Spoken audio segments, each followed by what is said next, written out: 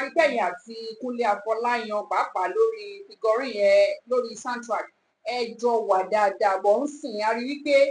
gbogbo àwọn sinimá àwọn tó ń yà ń sìn a rí kí at least àti ẹ̀rí rárá wípé Wale Waves tiẹ̀ báwọn tó ṣe soundtrack mọ́ ṣe lè sọ ohun tó ṣẹlẹ̀ fún wa àbí àwọn aráalé fẹ́ mọ̀ tó ráwọn náà ti mọ̀ yín pọ̀ tẹ́lẹ̀ wọ́n fẹ́ mọ̀ reason tí ó fi di wípé ààrí yín nínú àwọn movie wọn mọ́. Okay. Number one, reasons lẹ́yìn kọ́kọ́ mú reason kan tí mo kọ́kọ́ rí. Okay.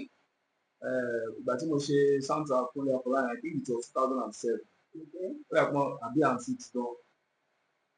Wọ́n release Figurine in 2010 àbí nǹkan 2008 ni mo ṣe nìyẹn. Torí bí gbàdá kọrin yẹn tó bí 2 years after náà tó launch ẹ̀ náà tó ṣe premiere àwọn ọ̀rọ̀ tó jáde. So mo kọ́kọ́ sọ fún Kunle Afolayan gbà ẹ́ number one reason lélẹ̀. Okay. Pé ọ̀gá adé mo hope torí kò tí sí movie tó ń premiere ọ̀dà kò ń gbọ́n ní first movie tó ń premiere lẹ́yìn tó lẹ́yìn bàbá lórúkọ bàbá TK Kunle Afolayan Kunle Afolayan ní ọ̀dọ́ tó dìde tí movie ẹ̀ náà wọ international level at least at that point in time. So mo wá wò pé èèyàn ní Yusuf Ndo ẹ mọ̀ pé mi náà ṣàmà lẹ́nìkan tí ó wà wájú tó ń ṣe nǹkan tó pé mi ì dẹ̀gbìn fẹ́ ṣe nǹkan tí ò ní pakọyọ mi mọ̀ ṣe mo máa ń fẹ́ kí nǹkan ó stand out no matter how costly it is no matter how long it's going to take me. So Kunle Afolayan gbà yẹn wá sọ fún nature producer mi pé òun dẹ̀ fẹ́ àìṣekọ àlàáfíà kan kó pẹ́ púpọ̀ a ṣe research oríṣiríṣi nǹkan bẹ́ẹ̀. Kunle Afolayan wá ní pé òun fẹ́ movie soundtrack kan sí movie nǹkan tó ń ṣẹ̀ṣẹ̀ ń ṣe Figurine àárọ̀ mi rí pé bọ́n òun fẹ́ jẹ́ kó mọ̀ pé orin yẹn movie yẹn pé Nàìjíríà gangan ló ti wá bọ́n fẹ́ jẹ́ kó mọ̀ pé it's somewhere in Africa. So pé kí n jọ pé òun fẹ́ yẹ kẹ́ tó bá máa ṣe kó dárúkọ ọ̀rẹ́ mi nígbà yẹn ẹ̀gbọ́n ni o àjọ ń lọ club àjọ ń jáde normal tó ti èyí ó dẹ̀ mọ̀ pé mò ń kọrin in fact ẹ ṣáàjọ máa lọ àjọ ṣe fàájì. So pé kọ́ má dárúkọ kọ́ má sọ Yorùbá àbí kọ́ sọ èdè ńbẹ̀ nítorí ẹ̀ sọ fún pé Wale Waves nìkan lòún mọ̀ tó lè ṣe irú nǹkan bẹ́ẹ̀ nítorí ẹ̀ pé ó dẹ̀ pè mí Ìbàdàn mú wa gan ó yá ọjọ́ ká ṣe ní àdẹ̀ṣe movie soundtrack ráńgbé wọn àti ráńṣẹ́ náà àmọ̀jọ wá sí studio báyìí ẹ̀kan ni mo take kíní yẹn torí mo ti ṣe research already. So bóyá sọ fún mi yẹn mo kàn wá pé orin dájúdájú tẹ́ ẹ bá fẹ́ máa sọ̀rọ̀ okay ìrònú kéèyàn ronú jinlẹ̀ máa ń dájú mo kàn wo àwọn afro urban movies kan bí irú táwọn Yusuf Ndo ti wà nínú ẹ̀ tó jẹ́ American movies mo ní sáwọn Americans gbọ́ nǹkan tó sọ ni nítòótọ́ ìrònú personal ìrònú lọ́kàn mi bí mo ṣe máa ń ṣiṣẹ́ nìyẹn sáwọn Americans gbọ́ nǹkan tó sọ ni ẹ mọ̀ kẹ́kọ̀ọ́ máa wo Africa kan sọ pé kẹ́ máa wo American film bóyá terrorist film ni so kọ́kọ́ sọ pé in 1949 the American government went to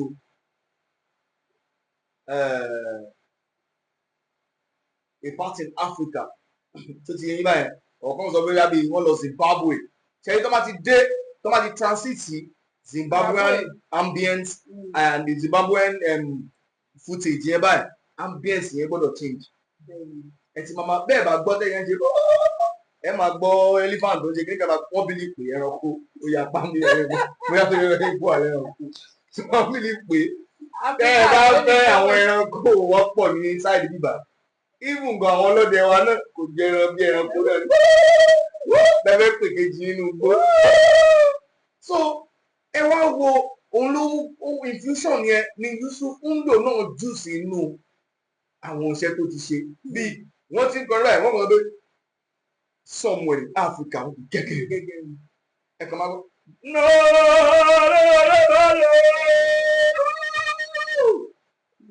ayé ṣe abẹ́ kì í gbọ́ nǹkan tí mo sọ wọ́n á pé ó dà kò sí wàhálà ìwọ ni wò fẹ́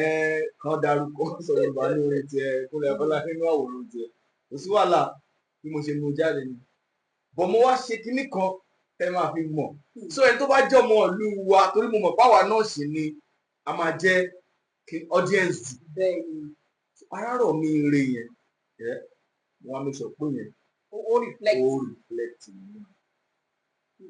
so lẹ́yìn ìbá ọ̀pọ̀lọpọ̀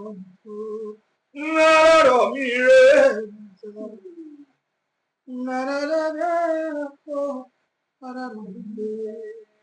aláìní sọ̀rọ̀ arárọ̀ mi rè nìkan lẹ ṣáà gbọ́ mbẹ́ abẹ́gbọ́n tó bá wọn spiritually mo ń sọ̀rọ̀ ọmọ ẹ̀mí musically mo dẹ̀ ń pèdè ṣé ti yẹ yín ṣùgbọ́n nínú tèmi èmi mọ̀ pé mi sọ kan ẹ̀yẹ jẹ́ kí Americans ló sọ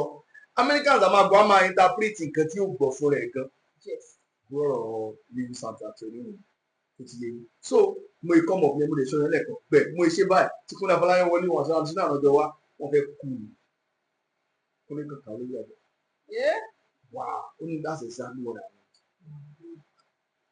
mo dẹ̀ kúrò síbi mo dẹ̀ bọ́ sí mo dẹ̀ travel padà mi ò béèrè owó nígbà yẹn torí mo mọ̀ pé NATO producer mi Abínibí náà ló mú sẹ́yìn wa NATO producer but Kunle ò rò pé Wale fẹ́ bá mi ṣe soundtrack ṣùgbọ́n mọ̀ pé Abínibí sọ fún òun pé NATO dá then Wale ọ̀rẹ́ lèmi àti Kunle náà jẹ́ ẹ̀gbọ́n mi náà ló jẹ́ so Wale ń kọrin bọ̀ kò ró lọ pé mo lè ṣe soundtrack ṣùgbọ́n tó wá pẹni tó bìlì kò lè ṣe soundtrack ni wọ́n sọ pé Wale nìkan ló lè ṣe sẹ̀ tóun mọ̀ wọ́n lè try mi correction ẹyọ kan wọn ò ṣe ní soundtrack ǹjẹ́ mọ̀ pé soundtrack yẹn lè gba so many international awards wow locally and internationally àwọn abẹ́rẹ́ àlàyé pé àlàyé ṣé owó Titanic ni bẹ́ẹ̀ ni mo sọ fún yín ẹ lè rántí gbogbo nǹkan tó ṣẹlẹ̀ ní Titanic bọ̀ ẹ sì máa rántí. Every time my dream see oh my God I feel you àbí. yes now ṣé mo yẹ tọ́ta kí wọ́n tó release fídíò náà orin ti kọ́kọ́ lọ bí rẹ̀ wọ́n ti gbé sílíńdíọ̀n wọ́n ti gbé káàkiri wọ́n ti lọ wọ́n ti ṣe premier wọ́n ti ṣe wọ́n ti perform wọ́n ti ṣe mo cite example fún Kunle Afolayan bẹ́ẹ̀ ni arúgbá yẹn ló ṣe mú sábẹ́ bọ́ ṣe ṣe káàkiri náà ní ọdún tó kù tí mo wá rí pé Àlàyé ti fẹ́ ṣe premier mi ní France ó fẹ́ ṣe ní kíníkan ṣé mo pé tó bá carry me along ṣé mo pé mo máa leverage gan mo lè sọ fún ẹ̀gbọ́n kíníkan mọ́ ẹ̀ that would have been a win for me but he didn't do all of that ẹ má tẹ̀ jẹ́ kí n sọ àwọn nǹkan tó ṣẹlẹ̀ nígbà premier tí ó dàbẹ̀ nípa tó fọ́ọ̀sì ara wa lọ premier tó yẹ kó gbé wa gègé níbẹ̀ pé ẹni tó gbà mí lẹ́rìí nígbà tá a fẹ́ ṣe báyìí èló ló sọ náà ló ti yé yín wọ́n ti recognize wa ní premier mo mọ èyí tí mo fi gbé uber láyé ìgbà yẹn láti abúlé ẹ̀gbá ṣàìgbà sí ṣé kìí ṣe fún àwọn wípé okùn ti gbowó iṣẹ́ ẹ̀. kò fẹ́mi tó fẹ́mi lówó ni kò fẹ́mi lówó owó tó fún NATO owó studio ni owó studio ni torí NATO kò gbowó ń bẹ̀ so mo kàn lè sọ bẹ́ẹ̀ yẹn outrightly yeah I can say it outrightly torí ọ̀rọ̀ tí mo sọ yẹn kọjá àbáṣe mo yìí ṣùgbọ́n ọlá abínibí ni jẹ́ kí n ti fà á was my lawyer stood up afterwards my friend stood up èyí tó máa fún mi láyà ọ̀fẹ́ fún mi láyà ọ̀fẹ́ nígbà tí mo dẹ̀ pa àlàyé náà ni mo dẹ̀ ní pé mo fẹ́ lo ó ti ṣe gbogbo móbì ẹ̀ tán olórin lèmi èmi mo ṣàkọ mi ò jèrè lẹ́yìn bẹ́ẹ̀ ṣé màá dẹ̀ tún mú ohun mi màá dẹ̀ ti sáré pé èrò ẹ̀mí ni ó bá lè sọ fún àwọn èèyàn pé mi mo kọ́ èmi ni mo kọ́ o òun bọ̀ wá gẹ́bà sí mi tí mo fẹ́ rí bí ìsọ̀rọ̀ láàárọ̀ ọ̀la mo dẹ̀ dúró tìgbà tó ń dalẹ̀ mi ò ní táìm mi ò ní gbogbo táìm yẹn ẹ̀yin gan ti ẹ ti wò so mi ti rẹ́dí ẹ̀ mo ti pé online manager mi pé aago méjìlá la máa drop ẹ̀ má ti pè lẹ́ẹ̀kan sí òbá ti pè mo pè báyìí tí ò gbé báyìí kò fẹ́ tó kàn mí mọ́ fire on bí ẹ̀ ṣe da orin síta nìyẹn pé the man behind the chant arárọ̀ mi rè bóyá ló tọ́sẹ̀ kan tí abọ́jọ́ mẹ́ta Kunle Afolayan lè gbé fún orí ẹ̀ pè mí hello Mr. Wale Waves mo ti di Mr. ó yẹ pé ọ̀rọ̀ ti serious. ó yá náà. Mr. Wale Waves you used my property without permission wọ́n bú sẹ́yìn lọ. ẹ̀gbọ́n yìí wá ìrìn abẹ́ wáìnì èmi tí mò ń para jíjà lọ́wọ́ nínú mi tí mò ń bínú gidigidi.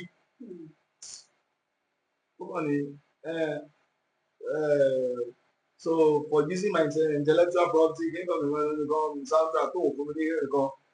mo ní ọ̀gá will you just calm down and listen to me. Mo lè máa tó fọ́ ni o ẹjọ́ kí lè pè ní brothers in reason only the man make movie soundtrack mo ní you are not even ashamed to say that. Did you sing it? How much did you give me? What are you saying? Ṣé mi ló ń gbéṣẹ́ fún mi? It's better you go and meet that person. Orin tèmi kọlù mi gbé jáde ní mọ́pá. And I took your consent. I told you èmi fẹ́ gbórin jáde o. Tí mo dẹ̀ ti pè. Mo dẹ̀ pé ó kọ́kọ́ dáhùn. O ní òun bọ́ ọmọ agẹ́bà sí mi. Mo tún pé ó tún tẹ́lẹ̀ kẹta ògbé kọ́ mi mọ́. Oh my God! Ṣé kí n jókòó mi ni? Irọ́ náà. Wọ́n ti ṣe tiẹ̀ lọ́nà ní bó ti pa owó. Ìbá gbọ́gbó ní yá 50 million. O fi ṣe móvì ojú mi lóye sọ ní conference kan. O yá 50 million o fi ṣe móvì. O fi pa 250 million. Wọ́n náírà bọ́ sí mi lọ́wọ́ nú ẹ̀ náà. So what are you saying? Don't talk. Mo para. Wọ́n bá mi sọ̀rọ̀ ó la máa pàdé court. Mo ní tèmi tá a bá ti dé court yẹn. Mo ní màá mi sọ pé mo engineer pé wọ́n sọ fún ẹ kó o dúró kí n dúró báyìí. Láìnú ẹ kó o kọrin tó ló jẹ́ intellectual property ẹ. Kó o mú rìsíìtì bí tó ti sanwó fún mi jáde wá. Oníkàṣà pàdé court. Mo retí lẹ́tà ẹ̀ láti 2026 orin fídíò yẹn jáde 2010 àbí bóyá 2000. Èyí dẹ̀ release ẹ̀ níyí ẹ̀ wo. Oh my God mo release it so many years after bóyá bí 4 years after mo ti gbàgbé tó ti yé yín mi ti gba lẹ́tà kóòtù òde yìí ó dẹ̀ dùn mí. Ó dùn mí. Pé wọ́n mú lẹ́tà wá. Má gba owó mi lọ́wọ́ ẹ̀ ọ̀nà tó bá ti jẹ́ tiẹ̀ kó sọ fún mi náà má gba owó mi. Ọlá ẹnìkan péré ló kàn jẹ́ abínibí òun àti yẹn náà mi rò kàn jọ wà gòkè gan mọ́. Má gbowó mi a ti dàgbà báyìí a ti dàgbà kì í ṣe passion nìkan la fi ń kọrin mọ́ ẹ fún mi lówó kẹ tó pè mí ní báyìí. So ayé ìgbà yẹn lórí ṣe tó lè ṣe báyìí pẹ̀lú mi nísìnyí tèmi náà ti ní bùkátà impossible kò possible. Ẹ rí i pé àlejò mi tí mo gbé wá lọ́tẹ̀ yìí ó kọjá bẹ́ẹ̀ wọ́n ń tu ní pérépéré jò ó lágbára gan-an ni. Wálé Wèsì tá a bá ní kàtí ẹ̀ fojú wò ó pẹ̀lú abalabi tẹ́yìn yà sí nínú orin kíkọ yìí CD rèé kò lọ títí bíi ti ìgbà kan mọ́. Ti ẹ̀ sí mọ́. Ẹ̀dẹ̀ tún abalabi orí tẹ́ ẹ lọ yìí ẹ kì í kí èèyàn débi tí wọ́n á fún yín lówó. Alágbe náà máa pè wá o. Àwọn ọ̀rẹ́ ń ṣe ní alágbe. Àmúlò inú mi dùn. Báwo gangan wá ni Wálé Wèsì ṣe ń mánéèjì àbí ọ̀rọ̀ rẹ̀? A máa gbọ́dọ̀ gbọ́n nínú ká tún gbọ́n lẹ́yìn ká má bàa ṣe kí ká má bàa tẹ́. Ok ìgbà tí Figurine lọ tán tí Kunle Afolayan ò jẹ́ kò carry me along nígbà tó ń ṣe promo ẹ̀ so that at least àwọn èèyàn tó wà ní industry wọ́n lè mọ̀ fún àlè gba nǹkan tó ń specialize lórí lélẹ̀ rather tí èmi àti ẹ ṣe ní issue yẹn mo kàn rí pé ó ti wá lọ hire àwọn other guys other guys mo blame àwọn yẹn iṣẹ́ tí wọ́n náà ń ṣe owó wáyà àwọn ẹgbẹ́ soundtrack ó lò wọ́n bọ́ mo kàn wá rí pé ó máa ń jọra wọn ẹ lè ṣe tiyín lọ́tọ̀ ni ọ̀rọ̀ mi yé yín bẹ́ẹ̀ ó ti ń jọra wọn ẹ ṣe tiyín lọ́tọ̀ ni dátì ẹ mọ̀ ẹ ṣe tiyín lọ́tọ̀ ẹ má tún kọ́pì wa mọ̀ tó mo jáde bẹ́ẹ̀ ni mo tún àwọn ọmọ Zion náà because later náà mo padà gbọ́ pé àwọn yẹn sọ pé lọ gbọ́ Mount Zion àwọn tó ń jáde lẹ́yìn ẹ̀ gbogbo ìgbà tí wọ́n fi látìlẹ̀ tó lọ jókòó yẹn tó lọ ṣe yẹn pé àwọn young guys mi ti jáde lẹ́yìn mi wọ́n ti ṣe wọ́n ti mú àìdíà yẹn wọ́n ti bí mo ṣe chant yẹn ni wọ́n wá sọ di iṣẹ́ báyìí. A gbọ́ ti Mr. Kunle Afolayan àwọn onífìmù wo lẹ ti wá bá ṣe tí wọ́n show appreciation. Yeah, okay. Abínibí James Abínibí jẹ́ ọ̀rẹ́ mi láti LAUTECH olówó ya music video ní blog nígbà yẹn so Abínibí delved into movie production so on direct so ọ̀rẹ́ Kunle Afolayan náà ni so náà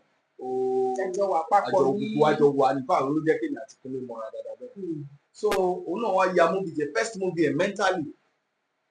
èmi ni mo ṣe soundtrack ẹ̀ so mo wá ṣe chant yẹn dáadáa torí ó dàbí àwọn ó fẹ́ ju àwọn Igbo film yẹn fẹ́ pé ayé ìgbà yẹn tó máa wọ pound front and all that tó máa wọ kíní kékeré tó ti yín bẹ́ẹ̀ so mo ṣe yẹn pẹ̀lú Fandonga náà then mo tún wá ṣe Nimbed movie tó fẹ́ràn lọ́gbọ́n ní báyìí film trip àbúrò mi àti partner ẹ̀ ìgbàgbọ́ orúkọ partner ẹ̀ film trip so Nimbed yẹ kí ni ló style Kọ́lá Ọdúnládé Adékọ́lá àti Tóyìn Àrèmákò so ọ̀nà style then mo ṣe wòlíì àròlé the call gba wòlíì àròlé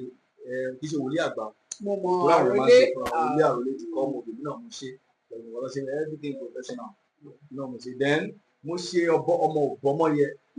fún lady kan Greenwich or something ní Yankee America then mo dẹ̀ ṣe bíi autobiography ọ̀gbẹ́ni Arẹ́gbẹ́ṣọlá so torí ẹ mà ọ̀rọ̀ mi yànnà ti wá má ṣe ikú pẹ̀lú research ní sẹ́ ọ̀rọ̀ mi yànnà ti wá ọmọ ìlú mi ni Ìjẹ̀ṣà ni wọ́n tó ti yín mú láti lọ sí inú fámìlì wọn ìyá arúgbó kan péré ló kù bẹ̀ mo gbé wọn asá wọn síta nínú oòrùn ìyá Arẹ́gbẹ́ṣọlá asá wọn sínú oòrùn báyìí ká gbé wọn sórí chair tí mo fi ń fèrè nígbà oríkì Arẹ́gbẹ́ṣọlá lọ́wọ́ màmá ẹ̀ ó dùn mí pé mi ò ní ọ́díò yẹn mo nìkan ní movie soundtrack tí mo ṣe tí mi ò ní ọ́díò ẹ̀ tó ti yẹ ó dùn mí gan torí akímọ́ ọ̀rọ̀ míyàn lọ ọ̀rọ̀ míyàn ara àwọn warriors wà ní àwọn ọ̀dà ìtì bàbá ẹ̀ so ó rì tí gan ẹ bá wo movie yẹn náà gbà yìí tó ti yẹ náà so mi ò ṣe púpọ̀ bàbá ẹlẹ́ṣọ̀ wá bàbá ẹlẹ́ṣọ̀ ní wá ọmọ mi bọ́ọ̀ wá lọ sí ń ṣe báyìí wá báwa náà yá ọ ajé àjọ wọ́n ní kí n bá wọn ṣe movie soundtrack tàwọn náà ìgbà tí mo sọ price fún bàbá ní ìlọ́dẹ mo fẹ́ ra tirẹ́là ni àbínú gbogbo kí wọ́n lọ fẹ́ kọjú orin lọ́rí mo ní bàbá kò kí n work bẹ́ẹ̀ mo ní ṣe eré èmi mo máa ń wà professional ó lè dàbí ìsọkúsọ létí bàbá ẹlẹ́tọ̀ ló pa mílẹ̀ mi rántí so mo ní lè dàbí ìsọkúsọ létí ìbọ̀ èmi ni mo mọ nǹkan tí mo máa ń fit in I do research before I do movie soundtrack and all that I go all the way mo ní so pé kí n kàn ṣe irú àwọn ọdẹ kan máa gbọ́ àwọn fíìmù tó máa ń jáde Monday mo ní so if your film does not have a big budget you cannot afford me ìmọ̀ ń gbà náà wọ́n máa bá tiẹ̀ lọ mo ní mo ti gbọ́ pàdé mi dáadáa dẹ̀ ni wọ́n so Kunle afford àti Tóyìn Àrèmákò náà lórí set mentally Tóyìn Àrèmákò jẹ́ ni tí àjọ close ní Ìbàdàn láyé option nígbà yẹn in fact gbàmí ìgbà wa tẹ̀ fún àwa wá achieve nínú room tó bá wá láti school ìrè ló wà náà tó bá wá láti school tí gbogbo ẹ̀ bá jẹ́ we are sister bí family gbogbo wa ṣe máa múra options nígbà yẹn so adé tó bá ti dàrọ adújí àti máa wà ní kíni àti ti ń ṣe eré wa lọ so ó wọ́n sọ lójú ẹ̀ pé Wale tóun òun mọ̀ pé owó ló ṣe movie soundtrack kí náà nìkan wọ́n ní wọ́n ló ṣe Afọláyan ìwọ́n ló ṣe kí náà mo lè mú ni ó ti tán jẹ́ ń gba nọ́mbà àṣà àṣeré tán ó gba nọ́mbà mi Kunle Afolayan àjòkó ó wá pè mí pé wà Wale kí ló ń ṣẹlẹ̀ bá mi ṣe movie soundtrack mo ní èlò lè máa ń sọ fáwọn movie soundtrack fún wọn dáwájú fáwọn àǹtọ́pọ̀ ẹni 10,000 àwọn àgbẹ̀ orin wa sẹ́ǹdẹ̀ sí 160 mo ní well ẹ jẹ́ kí n sọ fún yín bóyá ń lọ ẹ má bínú o kí ni bọ́jẹ̀tì movie yìí kò lè sọ wọn gan ò lè sọ bọ́jẹ̀tì so ọ̀rọ̀ wọn mi ti yé wọn mo like Kunle Afolayan gan ó understand me straight pé that means àwọn movie tó ń premiere tí bọ́jẹ̀tì wọn bẹ̀ láti bí 10 million 20 million àbọ̀ ló máa lè àbọ̀ cause kì í ṣe akọ mo mọ what I put in it cause kò sí movie soundtrack tí mo ṣe tí ó gbà wọ́ọ̀dù kẹ́lẹ̀ mọ̀ pé I should not stop researching kò sí movie soundtrack tí mo ṣe bí o win international award àgbà Netflix award wọ́n ṣe Nàìjíríà lórí Netflix náà àgbà tí o bá gba àgbà most watched Nigerian movie this month in fact ó ti nígbà kan tí movies méjì tẹ̀lé àwọn lórí Netflix tí Nimbed wòlíì àròlé gba number 1 ìgbà tí a ti yẹn lọ tẹ̀yẹ̀ tí wọ́n gba number 1 tí wọ́n mú number 2 ẹ ti mọ orúkọ bẹ́ẹ̀ so mo kàn ń wò báyìí máa Ọlọ́run máa ṣe wọn ṣe ẹ wá rí Abínibí mo máa yìn he tries his best to make sure I maintain being in the industry tó ti yẹ yín ó ṣọmọlúwàbí mo ti bá ṣe Miss PJ mo bá ṣe recent one bẹ́ẹ̀ ṣẹ̀ ṣe nígbà ṣe Time Amazon ló ṣe yẹn Miss PJ ó go viral òun náà award winning ẹ ní láti lọ Miss PJ yẹn ṣá ó gba yìí gan chata àti kí ló gọ́gẹ́ Bímbọ́ Akínmóye àbí Adémóye Bímbọ́ àwọn náà star Bímbọ́ ló star mọ́ so àti chata ẹ̀sìn mọ́ ọ̀gọ́ mẹ́rin so èmi náà mo ṣe mọ́bí sáà in fact EP láti ẹ̀ ṣe ìyẹn ẹ ní láti lọ go so Abínibí ti láìka àlàáfíà ti pẹ́ ó ní mo máa fi sínú múvì mi kan bóyá pè mí yẹn wọ́n láti mo wá wà nìbàdàn wọ́n láti lord mi sí IITA àwọn àbẹ̀ fún ọjọ́ mẹ́ta àti producer wa tàbí ṣe refined àlàáfíà it's slower version ẹ bá ṣe kọ́kọ́ bẹ̀rẹ̀ múvì yẹn ẹ ní kọ́kọ́ mọ̀ pé ń gbórin torí ambience ẹ̀ máa fi rẹ̀ máa obì bọ̀ bó ṣe ń bọ́ọ̀lẹ̀ mọ́ nígbà rẹ̀ pọ̀ nípa tí ẹ pé ń bọ́ọ̀lẹ̀ kẹ tó mọ̀ pé ń gbórin orin àti bẹ́ẹ̀ tán movie soundtrack nìyẹn nígbà tí sókè yẹn nígbà tí ẹ mọ̀ pé láyé ìgbà yẹn báyìí wọ́n á yí ariwo gan sókè náà so Abínibí ó mọ ìyẹn ní ó mọ ìyẹn ní nǹkan tí mò ń ṣe then ṣe wá rí àwọn méjì tó especially Abínibí náà ló direct the call so ó mọ ìyẹn then mo dárúkọ múvì kan ní bẹ film tree ó mọ ìlú ló dẹ̀ sanwó fún mi torí ọdún Adékọ́lá padà pè mí Adékọ́lá ní ẹ̀ló ṣẹ̀rí àwọn tó ti máa ń fọ́nì ẹ̀ló bros ṣé wà pa mo ní wà pa ẹjọ́ ọdún Adékọ́lá ló sọ̀rọ̀ mo ní Wale wèsì ẹ ṣe bí Wale wèsì yẹn àdá fún yín ṣe lóru movie soundtrack ẹ ṣe fún Fọlárìn níbẹ̀ oh my god ẹjọ mo máa ní ìlú ẹ ṣé mo múbi mi Defender mo múbi mi Defender mo ní mo wá ní Defender mo wá rántí pé mo fẹ́ ṣe premier version ẹ̀ sí pé nǹkan pé ẹ̀yin ni mo dẹ̀ fẹ́ wá mi ṣe àmọ́ òkè ìgbà tí mo tún sọ price mi wọ́n láti so èmi dẹ̀ nìyí mi ò ń ta pátá torí mo mọ̀ pé èmi ló máa padà kó bá tó ní jẹ́ kí n ṣiṣẹ́ tó wù mí tó bẹ́tà kí n má dáwọ́ ni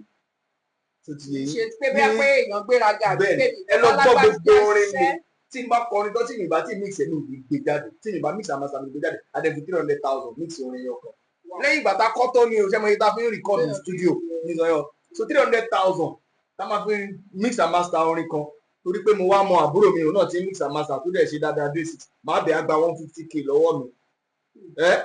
150,000 yẹn tẹ̀bá times ẹ̀ times 3 lásán ní bọ́jẹ̀tì ẹ̀ lómi so báwo lè yẹn sanwó mi nígbà tí mi ti sọ̀rọ̀ recording mi sọ research mi sọ composition mi sọ so èlò wálé so màá kàn máa manage nígbà yẹn ni mo sọ mo lè bẹ manage 500k màá bẹ manage 500k ṣùgbọ́n nísìnyí tó bá fẹ́ ṣe movie normally wọn mọ rírì nǹkan tí music ń ṣe nínú movie do you know at times silence is music silence can mean yes it can mean no music lè máa lọ tẹ́lẹ̀ báyìí tí music á dẹ̀ sáré fade lójijì bá á dẹ̀ padà ṣẹ́rí fade tó fade lójijì yẹn lọ́wọ́ nǹkan tó ṣẹlẹ̀ tó fi fade lójijì yẹn ní time yẹn ẹ máa wẹ ẹlú stop ní ìgbà yìí music can take so many impact tí òyìnbó òyìnbó sọ fún yín pé 50% audio that's the movie soundtrack in the movie is 50% audio and 50% that makes a movie so bọ̀ àwọn èèyàn wa wọn ò tí mọ̀ pé orin ní agbára bẹ́ẹ̀ ni ẹ wá lọ wo ibi tó yẹ kó ti mọ̀ tó yẹ kó rí àwọn kan náà ti pé ni pé ẹ ti ẹ̀ wà sáńdà àtàkùn máa sáré àti tọ́gbà àlàbí ẹ sáré bá wa ṣe mú ìtàkùn sáré lẹ́yìn 30,000 lẹ́yìn 50,000 sí wọn yẹn ṣẹtigẹ́t ó ju bẹ́ẹ̀ yẹn lọ ṣùgbọ́n torí pàwọn náà I like made in China Monday ó tún ti jáde wà ẹ̀kú ọmọ kìíní kankan gáàrí àbí kankan gáàbẹ̀ owó náà ni olú máa ń jẹ́ kí a ṣe nǹkan tí agbára wa kankan so nǹkan tágbára tiẹ̀ ká agbára tèmi ò lè ká production yẹn lágbára tèmi tẹ̀lé ká production budget ẹ̀ production tèmi máa ṣe agbára mi ò lè ká torí agbára ẹ̀ ò ká nǹkan tó fẹ́ ṣe is of low quality nǹkan tèmi fẹ́ ṣe ti pọ̀ ju nǹkan tí wọ́n gan ṣe lọ tó gbé dání ọ̀gbọ́n lọ so òun ni ò kì í jẹ́ káwọn èèyàn lè afford then I choose mi ò ń ṣe gbogbo ẹ̀ kì í dẹ̀ ṣẹjọ́ mi ẹjọ́ movie industry. So now a ti ya movie kan sí Abínibí ló ṣe movie wọ́n pè ní One Gidi Night tó ti yẹn so máa ṣe àwọn champ in fact tí wọ́n yẹ kúrò ń bíbà nínú studio tí wọ́n yẹ kúrò ní studio ibẹ̀ ni mò ń lọ Ìbàdàn mo wà sí mò ń lọ sí Èkó nìyẹn mo fẹ́ lọ resume láti ṣiṣẹ́ yẹn so àwọn máa ṣe àwọn champ kan bẹ̀ so ẹ lè wá gbọ́ later kẹ watch out fún OGN One Gidi Night tó ti yẹn featuring Aroko Kunle Afolayan torí Ọláwùmí àwọn ọ̀dà tó ti yẹn bẹ́ẹ̀ so èmi náà ṣe mo perform bẹ́ẹ̀ ẹgbàgbé ẹgbàgbé ìṣẹ̀lẹ̀ filmmaker ní ní ìfi acting ní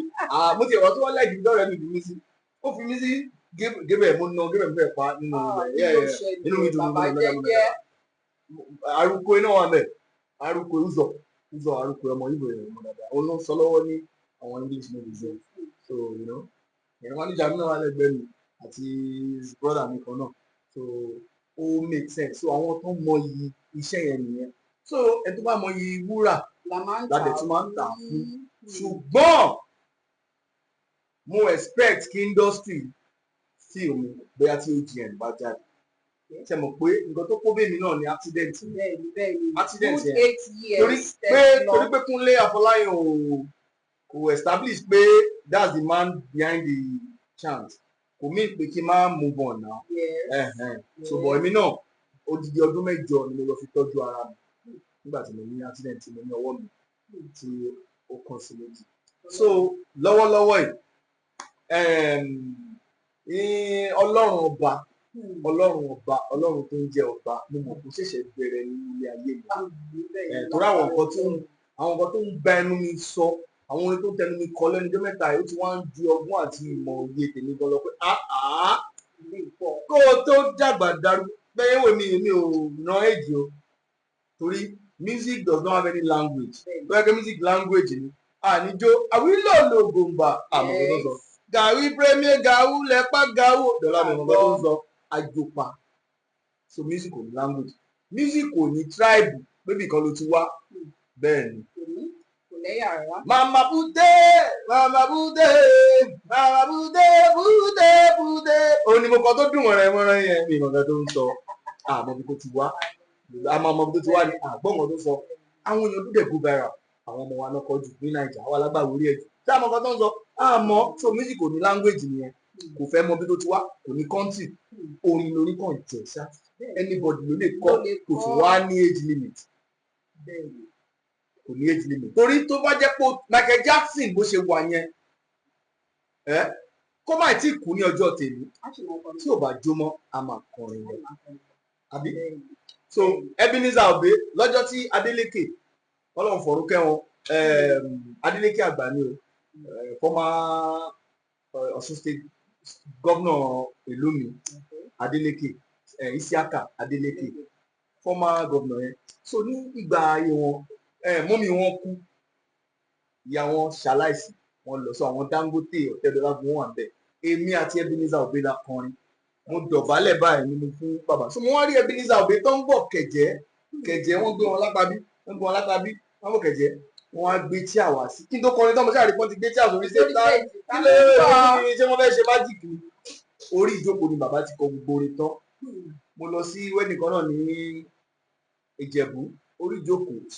Sọ̀ní sì wà ájà díẹ̀ orí ìjókòó ló ti kọ 60% of orin ọ̀rọ̀ tí mo sọ yìí years back tún ni o so tí Ebenezer Obey bá sì ń kọrin tí Sunny Adé ń kọrin táwa lè ní kí ni ti Wale wè mo kàn tún ṣe gbé gbá yẹn padà ní 2022 nìyẹn mo kọ́ ṣá babaláwo sí ìgboro àwọn èèyàn tó ń gbé ojú àwẹ̀ mo fún wọn ní mo ti wá fún wọn ní ọ́nì oyin ẹ lọ gbọ́ orin ó lóyin jù ṣùgbọ́n àlọ́ ń bọ̀ lọ́nà ní next month lágbára Ọlọ́run á bá a jẹ́ lágbára Ọlọ́run ẹ ti ẹ̀ bá wọn yànnà náà kí ni péètì àwọn tó ń bọ̀ lẹ́yìn torí ibi tí gbogbo ẹ̀ lọ ń sìn àwọn tó ní ìjìnlẹ̀ orin tó ń fẹ́ kọ fún wa wọn ò ní àǹfààní tó àwọn tó yẹ pé 2 minutes kìíní ni wọ́n á fún wa tó dẹ̀ jẹ́ wípé tí ò ní ìtumọ̀ náà ń bọ̀ fún wa kí ni faith àwọn tó ń bọ̀ lórí. ṣe rí mo kàn pray torí gbogbo ẹ ti di ó ti di woro sí woro báyìí so mo pray pé kọ́ ló ń dá ìgbà rere padà nígbà tí Sony máa sanwó fún ẹ pé o ráìtì orin Sony BNG wọ́n á sanwó fún ẹ pé as a writer kò sí nǹkan tó ń jẹ́ writer mọ̀ sí give me the beat ni so tí àwọn ọmọ ayé ìsìn tó bá tẹ̀ láwọn lóhùn tẹ bá lóhùn ṣùgbọ́n ẹ má kọ̀kọ́ kúkọ̀ fún wa ẹ wá bá àwa ẹ bá àwọn tí wọ́n lè tó ń kọ orin tó ń jókòó kọ ìjìnlẹ̀ orin tó nítumọ̀ ẹ gbà wọn lọ́wọ́ wọn kẹ̀dẹ̀ sọ́ di nǹkan gidi tó ti ẹ gbà wọn lọ́wọ́ wọn kẹ̀ sọ́ di nǹkan gidi so ẹ sanwó ẹ̀ torí nǹkan tó yẹ káwọn náà máa jẹ nìyẹn torí orin ti di ìṣẹ́jú méjì báyìí bẹ́ẹ̀ ni torí wọ́n fẹ́ kọ ìmí ìfẹ́ wọlé ìmí ti fẹ́ wọlé tó má tiẹ̀ máa sọ pé afúrúgbìn kan ń bẹ nínú bíbélì lọ́làndó ọ̀wá fẹ́ wọlé òbí akọ́kọ́ tiẹ̀ tán o ìsìn wọn lè jẹ́ kán kọrin tán ìṣẹ́jú méjì so àwọn èèyàn tiẹ̀ wá kọrin gùn mọ́ ìṣẹ́jú méjì ni so there is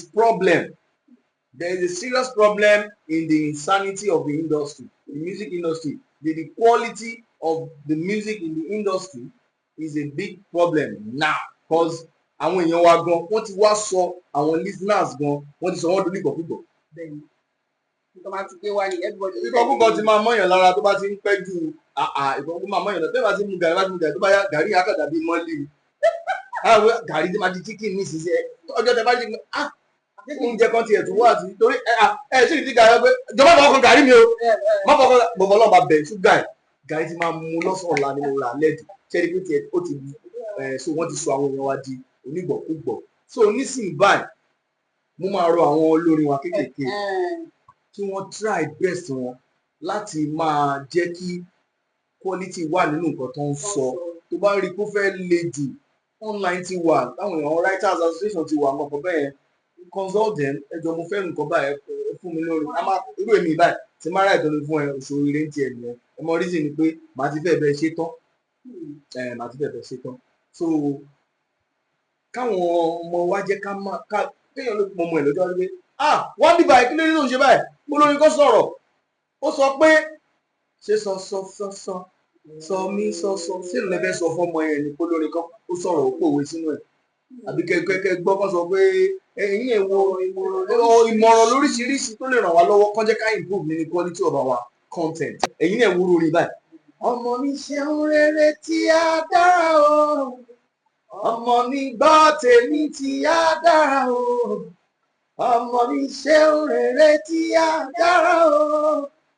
ọmọ mi gbọ́ tèmi tí a dára o ìyá mi máa ṣeun rere gbàdúrà fún mi bàbá mi máa ṣeun rere gbàdúrà fún mi ọmọdé bá hùwà burúkú wọn ní ọmọ ẹ ló kọ ó ti dá ṣe mọ àwọn kristiẹni sí ẹni gbogbo Mariam Makeba lórúkọ woman tó kọrin pẹ̀lú Sunny Adé yẹn àwọn oyè kan òwe nù ẹgẹt tá a bá kọrin Nàìjíríà lásán létí èyí náà wí ìlú yìí máa ń dàgbà sókè a máa jọ ẹni pẹ̀lú tí ń dàgbà sókè ṣé tá a bá pè ní lọ́jọ́ mi ẹ̀ tó kù fẹ́ jẹ́ wa lágbára Ọlọ́run kẹ́ tó wá lọ Ọlọ́run máa ló ló sọ àmì Ọlọ́run máa wá nínú wa. mo fi dédé àsìkò yìí dúpẹ́ lọ́wọ́ olóòtú mo dúpẹ́ lọ́wọ́ yín mo ti ẹ̀kọ́ láì bẹ̀rẹ̀ dẹ́kun rẹ̀ àìsàn mo lọ́jọ́ kébì náà fún oúnjẹ bẹ́ẹ̀. mo dúpẹ́ fáyà mi o kì í ṣe kẹ́ mo tó wá dúpẹ́ lọ́wọ́ bọ̀dá mi Búsàárì energy láwọn ọ̀nà gbé mi wá sí lórí dùn so Wale Waves lórúkọ tèmi ọmọọba Jídára lètò lórí Apoti Wura TV ẹ máa bá wa ká lọ mi ò ní gbàgbé ẹ̀yin náà máa gbàgbé mi Wale Waves.